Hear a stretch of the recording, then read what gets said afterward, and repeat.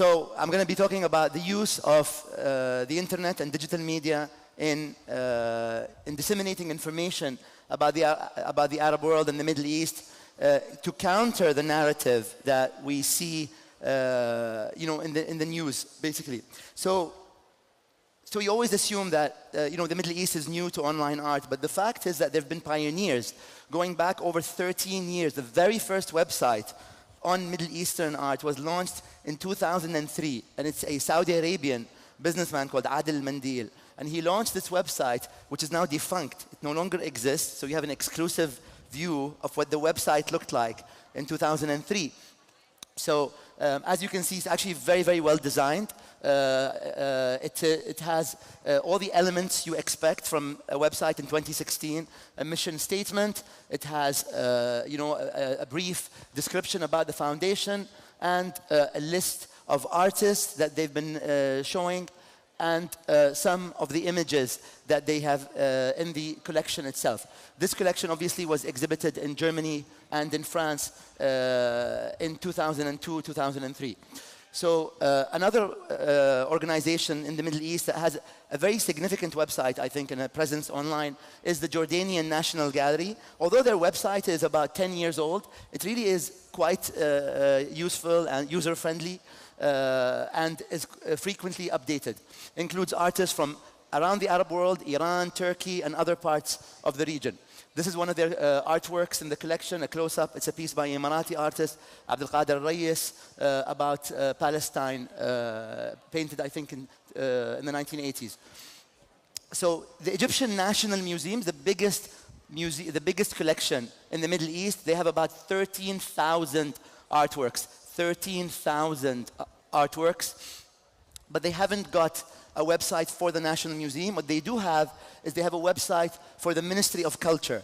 It was launched in 2007, so 4 years after the Saudi website was launched. Unfortunately, it's not user-friendly. In fact, it doesn't get updated, and so what happens is that it goes down in the Google results. I challenge anyone to try and find it. I can give you the URL, but maybe give yourself a couple of weeks to find it on your own and see if you can do that. So what's interesting is that there are non-Middle Easterners who are now promoting art from the Middle East. So you see this German collection, Nadur, online, featuring artists from Saudi Arabia, from Lebanon, from Egypt, also from Turkey and Iran. So this is another website, I think, based in Germany that is promoting art from the Arab world online. The Tehran Museum of Contemporary Art, even though it wasn't as popular, as famous a few years ago, but the Tehran Museum actually had a great website going back over, I think, almost a dozen years, and recently has been updated. In fact, it's a great website. It's dynamic. There's a lot of information. It's in English. It's in Arabic. We need more of the websites, such as the Tehran Museum of Contemporary Art. Other art institutions in Iran, for example, include the Lajavardi Foundation, as well as the Peyman Foundation, who have also put the art online. To be honest with you, if the artworks aren't online, nobody gets to see them. Not everybody's going to take a flight and go visit the country to see the art from that country. Salsali here in Dubai, a businessman from Iran, who also has an excellent website, including a lot of Iranian and Arab artists.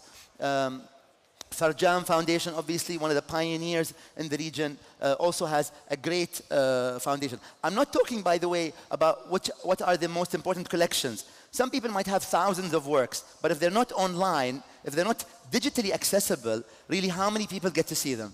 So this, in fact, is a great initiative from Qatar.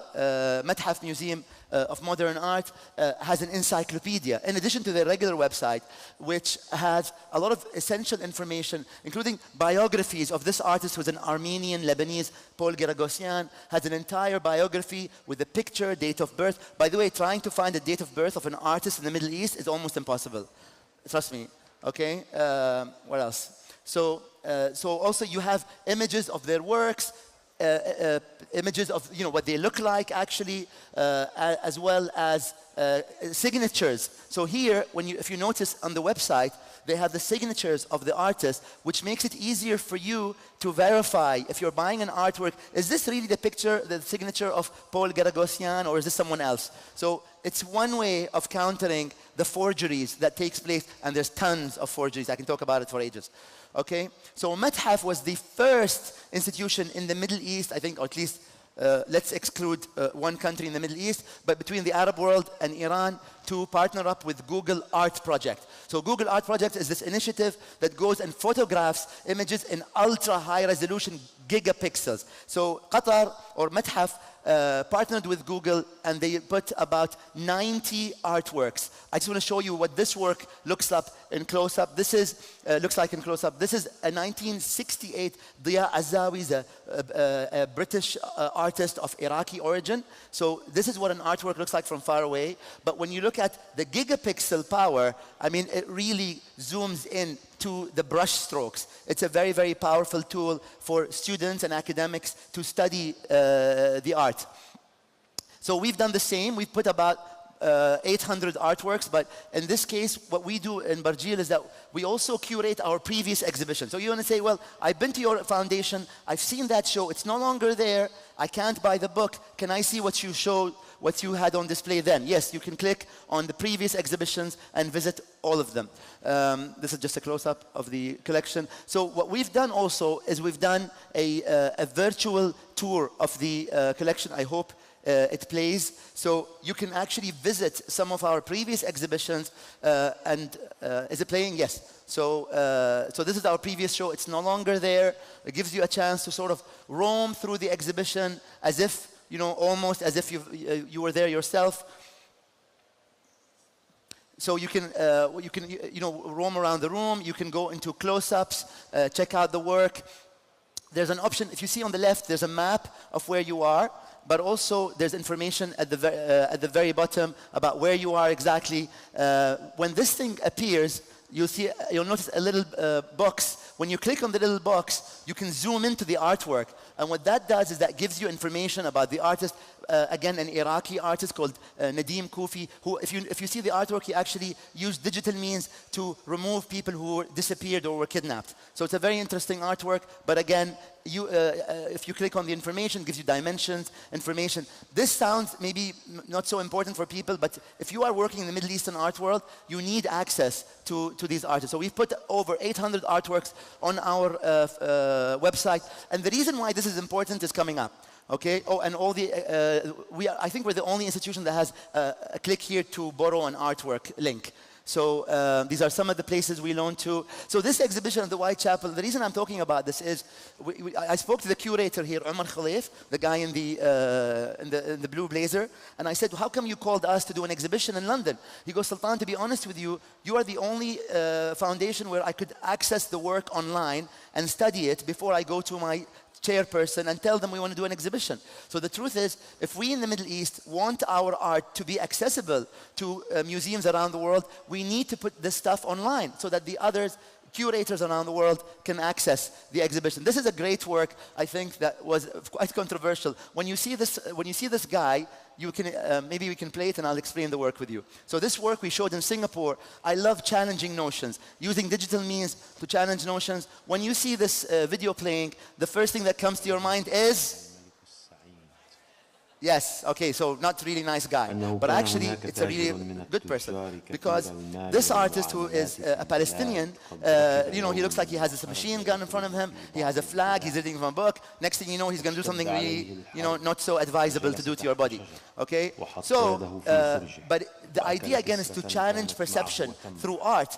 But if you look at this work and you immediately judge a person, you will think this guy is an extremist, he might be a terrorist. But if you just listen or read from the book he's reading, he's actually reading a Middle Eastern story, the story of Shahrazad and Shahrayar, the story of this woman who went to Prince Shahrayar, who didn't want to die, who wanted to live another day. And so she was reading a story to him every day because she wanted to live one more day. So we use, again, art to challenge perceptions. Another great artist, Larissa Sansour, Palestinian. There's a big Palestinian theme here, but I'm not biased to Palestinians so much. So So Larissa Sansour, again, a Palestinian artist living in Denmark, again, challenging, using 3D modeling and editing to make political art. In this case, her work was so controversial, she was kicked out of a competition. So we use the power of the internet. We raised money for her to finish her project. And the idea of this work basically is, she suggested that, of course it's almost like a joke, but let's build a skyscraper in Palestine and all the Palestinians can live in the skyscraper. This way they can be in Palestine and then, not interact with the others there. So she's done a video of this work. Again, it's not a serious political work, but she's sort of poking fun. Again, using digital means to convey a very boring political message, but telling the world, we exist, we're Palestinian, we have our rights. This is the video that she produced a few years ago. Next, some artists, by the way, no longer have galleries. They sell their work online. I think Inaya is a great artist who is based in the Netherlands, who uses social media to sell her work. Another guy, Khaled Albey, based in Qatar, a very popular artist, through his online activism for his art, got the New York Times to cover his work. Here, for instance, again, we share a lot of work through Twitter. This is actually, it looks like what, when you look at it? What? The Quran, but it's actually lyrics from Jay-Z's song. Okay, so again, challenging perceptions of what is Middle Eastern and what isn't. So here, I get a lot of messages from people saying, thank you for sharing the art. It's important to get a different narrative about the Middle East. So I try to share artworks from, not just from the Middle East, from all over the world.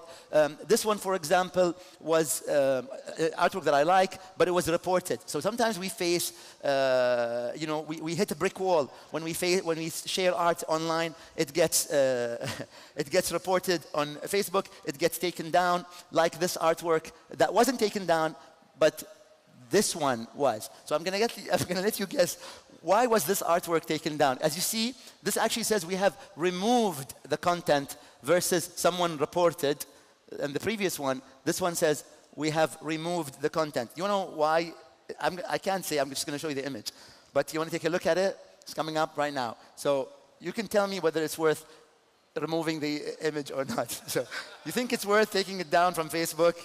Okay, well, we can move on now, okay? So what's interesting is that a lot of people are exposing forgeries. It's a huge problem we have in the Middle East, forgeries of artworks. So a lot of people are writing and exposing people who are selling forged artworks, an industry that was thriving before the advent of the internet. So for example, this is an original work by an Egyptian artist called Abdelhadi Al-Gazzar, I think back from the 1950s. Just look at this work and look at the forgery behind it. So the only difference you can see maybe is the flowers. It's actually a great forgery. So if you buy a forgery, this is the kind of forgery you want to buy. But you should never buy forgery. But what happened was that because the person sort of shared the artwork online, experts came up and said, this is not an original. I know the original, that's the original. Okay, so again, the internet is really helping us in the Middle East expose forgeries. Another artwork from Egypt, this is the original, and this is the fake work. It's an awful forgery, okay? But still, again, using the power of the internet to expose these forgeries. There was an artwork by a Palestinian artist called Slimane Mansour that was marketed originally as the only surviving piece of the work. But it was only when someone called me and I called the art auction and said, hold on a second, they have it hanging in their house. How can you say that this is the only one? There must be more than one. So here we discover the differences. By the way, they're both originals. Can you see what the difference is? It's very subtle. It's just the rope, basically. So if you really want to know the difference, the idea is that this Palestinian person, when you tie the rope on your head, if the rope is circular, it will really drill into your forehead. But if the rope is sort of like a belt, it won't drill into your forehead. So it's a very subtle difference. These works are both original, but they were marketed as the one and only, which wasn't the case. Again, using the internet to find whether it's a fake or not. Oh, here's the differences that you can see it. Let's see. So sometimes people write general statements about the Middle East. Sometimes, most of the time, they generalize about the Middle East, and it's oftentimes wrong. So it's our role, really, all of you guys who are sort of Generation X, Y, or whatever you are, millennials, to start and countering the narrative. So this guy basically wrote a statement. He said, well, the Gulf states don't have a tradition of painting. So it's important basically to write, to use the internet and respond to people who generalize about the Middle East. I think the onus is on us, whether it's appearing on television, whether it's going on the radio, we have to always counter the narrative. And this is a great new project, for example, the new Palmyra project, which I hope you guys support, whether it's this one or others, where, of course, we know this beautiful historic town in Syria that was sadly demolished by some crazies. And this is an image that we got from the internet a few days ago. But what's happening, it's almost hopeful, because what's happening is that people are using digital technology and new media to sort of resurrect these historic sites for future generations to enjoy. So this is a project called the New Palmyra, in which they're trying to resurrect this historic site. So I'm going to stop here. This is our next exhibition. I hope you join us. Thank you very much.